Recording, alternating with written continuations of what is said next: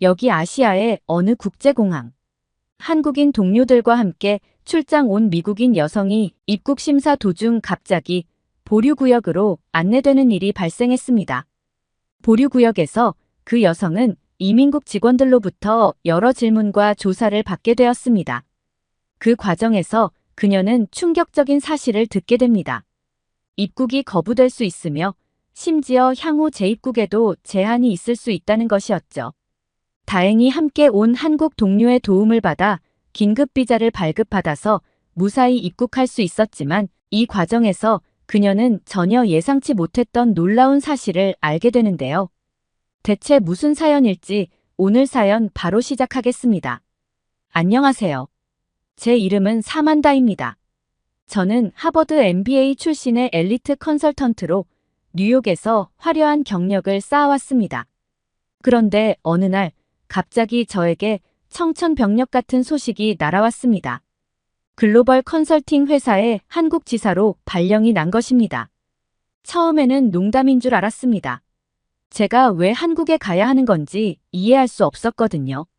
아시아의 작은 나라, 그것도 북한과 접경하고 있는 위험한 곳이라고만 생각했습니다. 발령 소식을 들은 날, 저도 모르게 회사 화장실에서 울음을 터뜨렸습니다. 동료 중 한 명이 제 울음소리를 듣고 걱정스럽게 물었습니다. 사만다, 괜찮아요? 저는 그저 네, 괜찮습니다. 라고 대답했지만 마음속으로는 이게 어떻게 괜찮을 수 있지? 라고 생각했어요. 발령 소식을 들은 후 며칠 동안은 잠도 제대로 못 잤어요. 회사에 항의도 해봤지만 소용없었죠. 사만다, 당신의 능력을 믿기에 보내는 거예요. 한국 시장은 빠르게 성장하고 있고 우리 회사의 미래가 걸린 중요한 프로젝트예요. 라는 말만 들었을 뿐이에요. 하지만 저는 그 말을 도저히 믿을 수 없었어요. 제 눈에는 그저 좋지 않은 보직으로의 좌천으로밖에 보이지 않았습니다. 친구들과 가족들에게 이 소식을 전했을 때 다들 놀라워했어요. 사만다, 너 정말 한국에 가는 거야?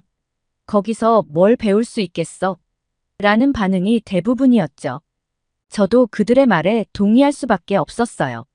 미국에서 최고의 교육을 받고 뉴욕의 빅테크 기업들과 일해온 제가 한국에서 무엇을 더 배울 수 있을지 의문이 들었습니다. 발령 전날 밤 뉴욕 맨해튼의 제 아파트 창 밖으로 보이는 화려한 야경을 바라보며 한숨을 쉬었어요. 이제 이런 풍경을 볼 수 없다고 생각하니 가슴이 아팠죠. 한국에 대해 인터넷으로 검색해봤지만 제 눈에 들어오는 건 없었어요. 그저 개발도상국, K-팝, 김치 같은 단어들 뿐이었죠. 비행기를 타기 전 저는 결심했어요. 어차피 가야 한다면 1년만 버티자. 그리고 빨리 뉴욕으로 돌아오자. 이런 생각으로 저는 무거운 마음을 안고 인천행 비행기에 올랐습니다. 13시간의 긴 비행 동안 저는 계속해서 부정적인 생각들과 씨름했어요. 한국에서의 생활, 언어 장벽, 문화 차이 모든 것이 두려웠죠. 비행기 안에서 만난 한국인들을 보며 저는 그들과 제가 얼마나 다른지 생각했어요. 피부색도, 언어도, 문화도 모두 달랐죠. 과연 내가 이 사람들 속에서 잘 지낼 수 있을까? 하는 의문이 계속 들었어요. 하지만 이제 돌이킬 수 없는 선택이었고 저는 그저 앞으로 닥칠 일들을 받아들일 수밖에 없었습니다. 인천공항에 도착하기 직전 기내에서 한국 입국 신고서를 작성하면서 저는 문득 이런 생각을 했어요. 이게 정말 내 인생의 전환점이 될까? 아니면 그저 악몽 같은 일년이 될까? 그 답을 알 수 없었지만 한 가지 확실한 건 제 인생에서 가장 큰 도전이 시작되고 있다는 것이었습니다. 인천국제공항에 발을 디뎠을 때 저는 깜짝 놀랐어요. 와, 의외로 깨끗하네요. 라는 말이 저도 모르게 튀어나왔죠. 공항의 현대적인 모습과 효율적인 시스템에 놀라움을 금치 못했어요. 하지만 곧바로 이건 아마도 미국 덕분이겠죠? 라고 생각했답니다. 제 머릿속에는 여전히 한국이 미국의 도움 없이는 이런 시설을 만들 수 없을 거라는 편견이 자리 잡고 있었거든요. 공항에서 나와 서울로 향하는 길, 차창 밖으로 보이는 도시의 모습에 또 한 번 놀랐어요. 고층 빌딩들이 즐비하게 늘어서 있고 도로는 깨끗하게 정비되어 있었죠. 이게 정말 한국인가? 하는 의문이 들 정도였어요. 하지만 여전히 제 마음 한구석에서는 이 모든 것이 미국의 영향 덕분일 거라는 생각이 떠나지 않았습니다. 호텔에 도착해서 짐을 풀며 저는 창밖으로 보이는 서울의 야경을 바라봤어요.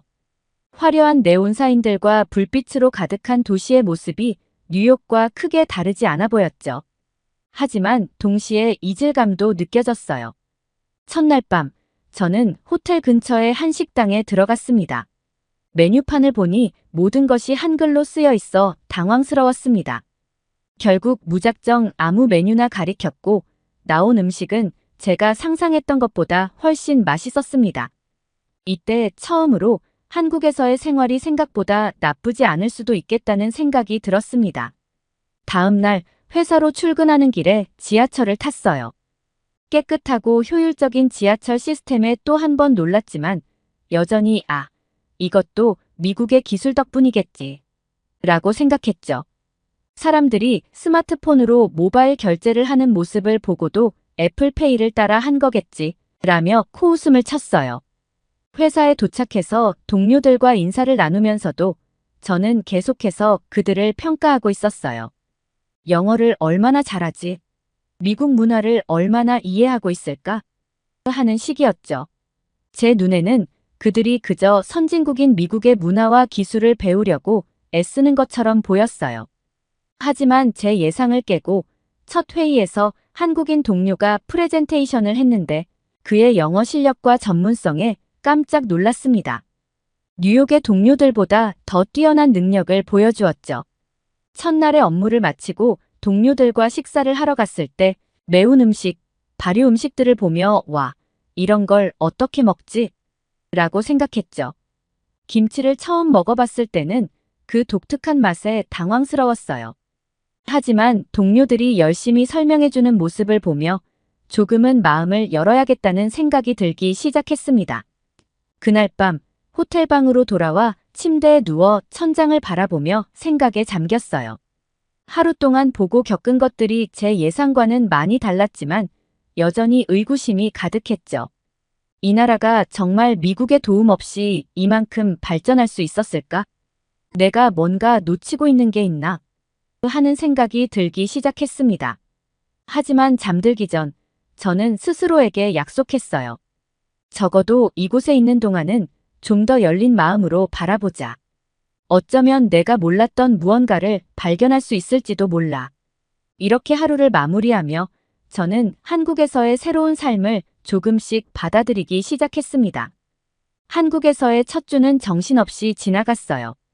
긍정적으로 받아들이려고 노력했지만 힘들었습니다. 새로운 환경, 새로운 사람들, 그리고 완전히 다른 문화. 모든 것이 저에겐 도전이었죠. 특히 직장 생활에서 느끼는 문화적 차이는 생각보다 훨씬 컸어요.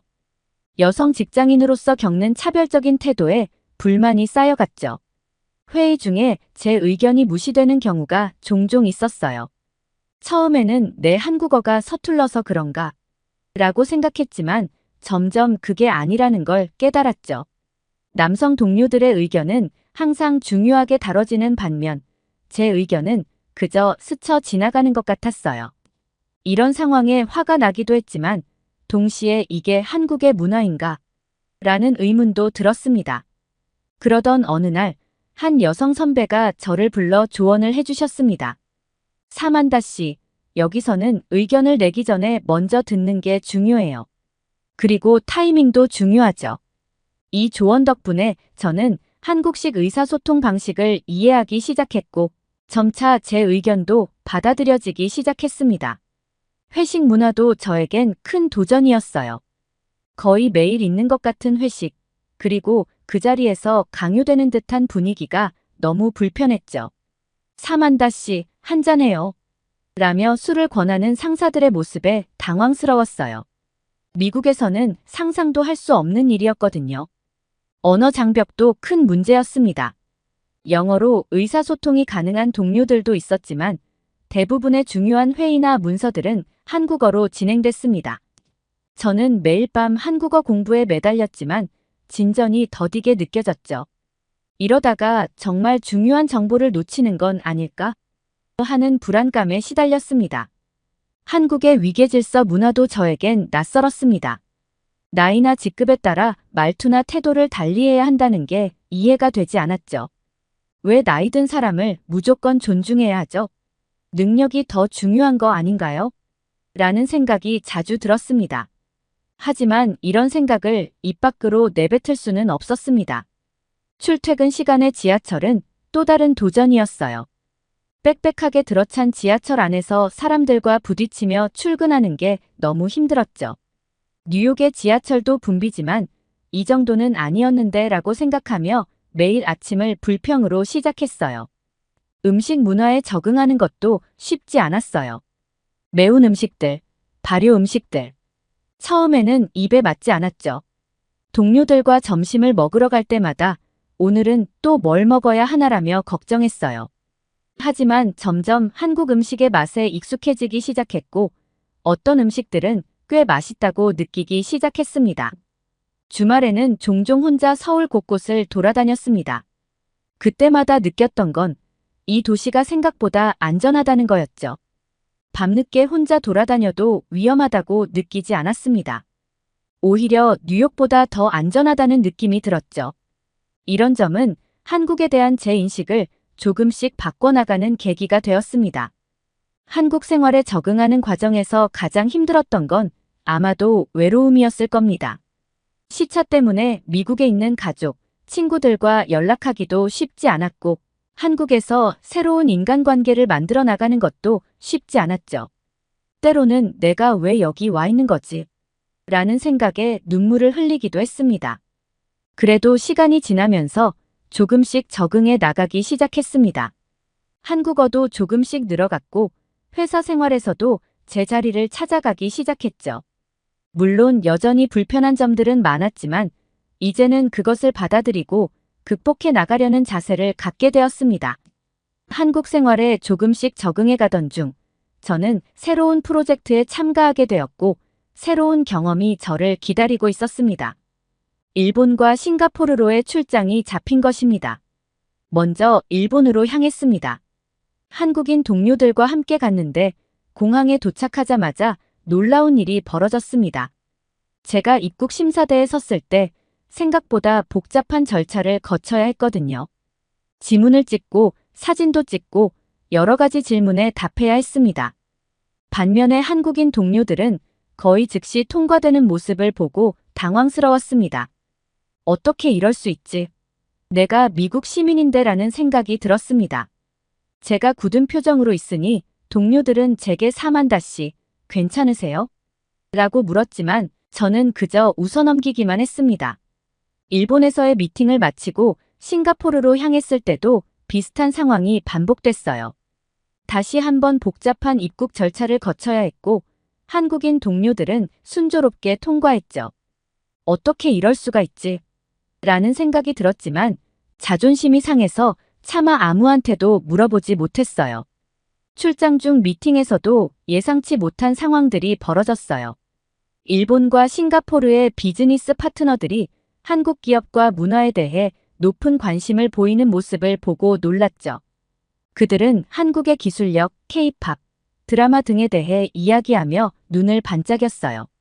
반면 미국에 대해서는 별다른 관심을 보이지 않았습니다.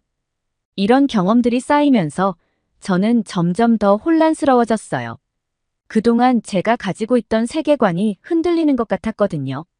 미국이 세계 최강국이고 모든 나라가 미국을 동경한다는 생각이 서서히 무너지기 시작했죠. 서울로 돌아오는 길, 인천공항에 도착했을 때 저는 문득 이런 생각을 했어요. 이제 이곳이 집처럼 느껴지네. 그 순간 저는 제가 얼마나 변했는지 깨달았습니다. 한국에 대한 제 시각이, 그리고 세계를 바라보는 제 시각이 조금씩 바뀌고 있었던 거예요. 제 인생에서 가장 큰 충격을 받은 건 그 다음 출장이었습니다. 일본과 싱가포르를 다녀온 지 얼마 지나지 않아 아시아 국가로의 출장 계획이 급하게 잡혔습니다. 지금 돌이켜보면 업무에만 집중한 나머지 입국 절차를 제대로 알아보지 않은 제 자신이 정말 무지하고 부끄럽게 느껴집니다. 당시에는 입국 시 필요한 서류가 있을 거라는 생각조차 하지 못했으니까요. 공항에 도착해서야 비로소 비자가 필요하다는 사실을 알게 되었고 그 순간 정말 당황스러웠습니다. 더욱 놀라웠던 건 저와 달리 한국인 동료들은 아무런 문제 없이 입국하고 있다는 점이었습니다. 처음에는 동료들을 오해했어요. 그들만 비자를 미리 준비했고 저만 그 정보에서 제외된 것처럼 느껴졌거든요. 심지어 한국 동료들에게 약간의 서운함까지 느꼈습니다. 왜 미리 이야기해주지 않았을까? 하는 생각이 들었습니다. 보류구역에서 이민국 직원들의 질문 세례를 받았습니다. 입국 목적, 여행 계획, 비자를 준비하지 않은 이유 등을 상세히 설명해야 했죠. 그 과정에서 가장 충격적이었던 건 입국이 거부될 수 있고 심지어 일정 기간 동안 재입국이 제한될 수 있다는 말이었습니다. 그 순간 저는 정말 눈앞이 캄캄해졌어요. 다행히 한국 동료들의 신속한 도움으로 현지 회사의 공식 문서를 받아 긴급 비즈니스 비자를 발급받을 수 있었습니다. 하지만 그 과정이 너무 오래 걸렸고 저 때문에 동료들까지 불편을 겪게 해서 너무나 부끄러웠습니다. 고개를 들 수가 없었어요. 그런데 더 놀라운 사실은 따로 있었습니다. 알고 보니 미국인에게는 비자를 요구하면서 한국인에게는 요구하지 않는다는 거였어요. 항상 미국이 세계 최강국이고 미국 여권이 가장 강력하다고 믿어왔는데 현실은 제가 생각했던 것과 달랐던 겁니다. 이런 경험들이 쌓이면서 저는 점점 더 한국 여권의 힘을 실감하게 되었습니다. 동시에 미국 여권에 대한 제 자부심은 조금씩 무너져 갔습니다. 어떻게 이런 작은 나라의 여권이 이렇게 강력할 수 있지? 라는 의문이 계속 들었습니다. 이 경험을 통해 저는 세계가 변하고 있다는 걸 깨달았습니다. 미국 중심의 세계 질서가 조금씩 바뀌고 있고 새로운 강국들이 등장하고 있다는 거죠. 그리고 한국이 그 중심에 있다는 사실이 점점 더 분명해졌습니다. 여권의 힘 차이를 실감하면서 저는 제 자신의 정체성에 대해서도 다시 생각하게 되었습니다. 미국인이라는 게 과연 무엇을 의미하는 걸까요? 세계 시민으로서 우리는 어떤 자세를 가져야 할까요? 이런 질문들이 제 머릿속을 맴돌기 시작했습니다. 저는 한국 여권에 대해 더 자세히 알아보기로 했습니다. 그 과정에서 알게 된 사실들은 저를 더욱 놀라게 했죠. 한국 여권이 세계 2위의 강력한 여권이라는 사실, 게다가 미국 여권이 7위더군요. 그리고 무비자 입국 가능 국가 수가 미국보다 많다는 점은 정말 충격적이었습니다. 처음에는 이 정보를 믿기 어려웠습니다. 어떻게 이런 작은 나라의 여권이 이렇게 강력할 수 있을까요? 라는 의문이 계속 들었죠. 그래서 동료들에게 물어보기 시작했습니다. 정말 한국 여권으로 이렇게 많은 나라에 자유롭게 갈 수 있나요? 동료들의 대답은 일관되었습니다. 네, 맞아요. 우리는 거의 모든 선진국에 비자 없이 갈 수 있어요. 심지어 일부 개발도상국에서도 입국이 자유로워요. 이 말을 들으면서 저는 불편한 심기를 감출 수 없었습니다. 미국인으로서의 자존심이 상하는 것 같았거든요. 이런 상황에 대해 한 동료가 재미있는 말을 해줬어요. 사만다 씨, 우리나라 사람들은 여행 유튜버들이 많잖아요. 그게 다 이런 이유 때문이에요. 우리는 정말 세계 어디든 쉽게 갈 수 있거든요. 그 말을 듣는 순간 제가 본 많은 한국 여행 콘텐츠들이 떠올랐어요. 점점 더 한국 여권의 위력을 실감하면서 저는 복잡한 감정에 휩싸였어요. 한편으로는 부러웠고 다른 한편으로는 불편했죠. 어떻게 이렇게 됐지? 미국은 왜 이런 혜택을 받지 못하는 거지? 라는 생각이 계속 들었어요. 그러다 문득 이런 생각이 들었어요. 혹시 이게 한국의 경제력과 국제적 위상 때문일까? 그래서 한국의 경제 성장과 국제관계에 대해 더 자세히 알아보기 시작했죠. 놀랍게도 한국은 전쟁의 폐허에서 빠르게 성장해 세계 10위권의 경제 대국이 되었다는 걸 알게 되었어요. 또한 한국의 문화적 영향력도 무시할 수 없었어요. K-팝, 한국 드라마, 영화 등이 전 세계적으로 인기를 끌고 있다는 사실을 알게 되었죠. 이런 소프트 파워가 한국의 국제적 위상을 높이는데 큰 역할을 했다는 걸 깨달았습니다.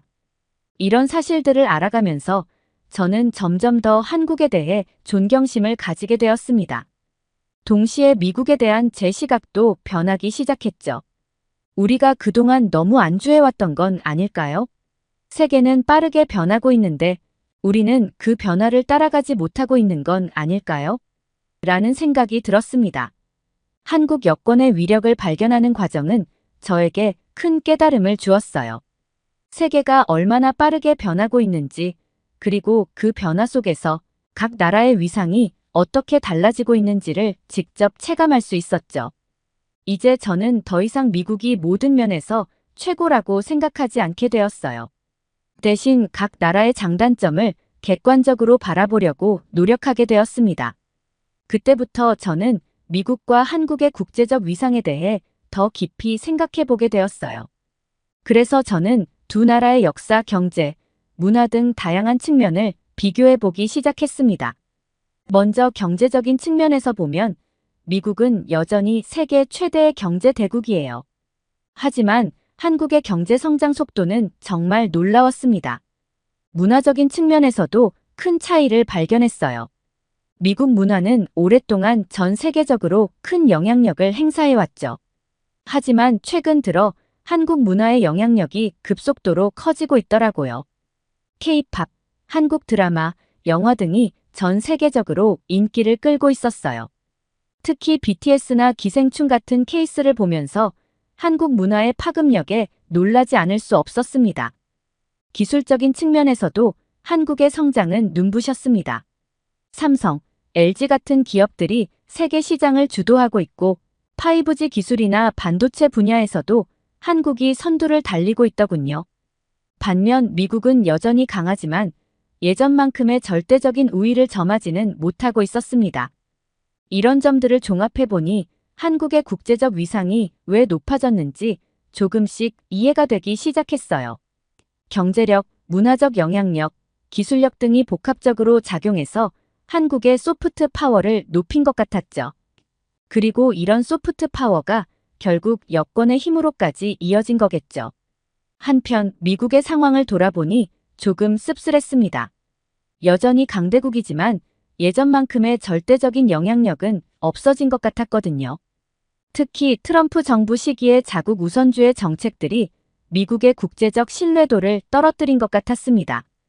이런 생각들을 하다 보니 국가의 힘이란 게 단순히 군사력이나 경제 규모만으로 결정되는 게 아니라는 걸 깨달았어요.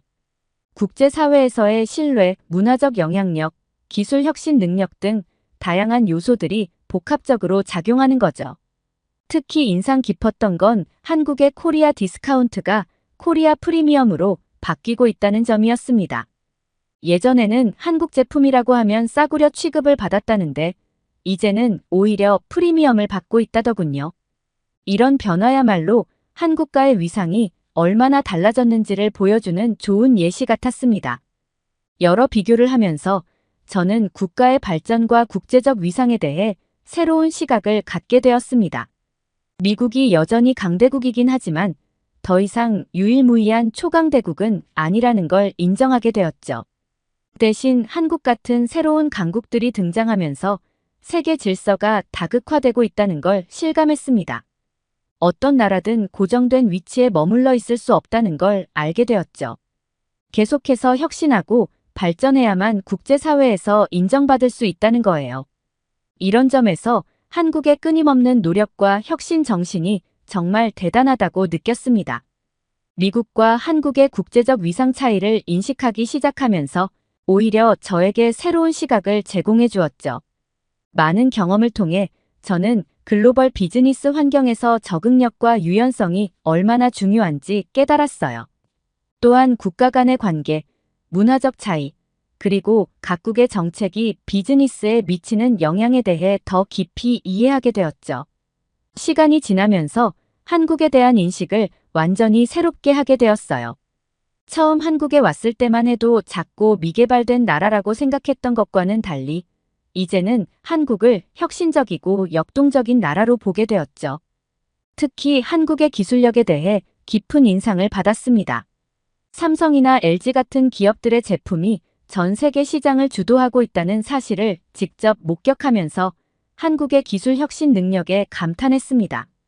한국 여성들의 사회 진출도 인상 깊었습니다.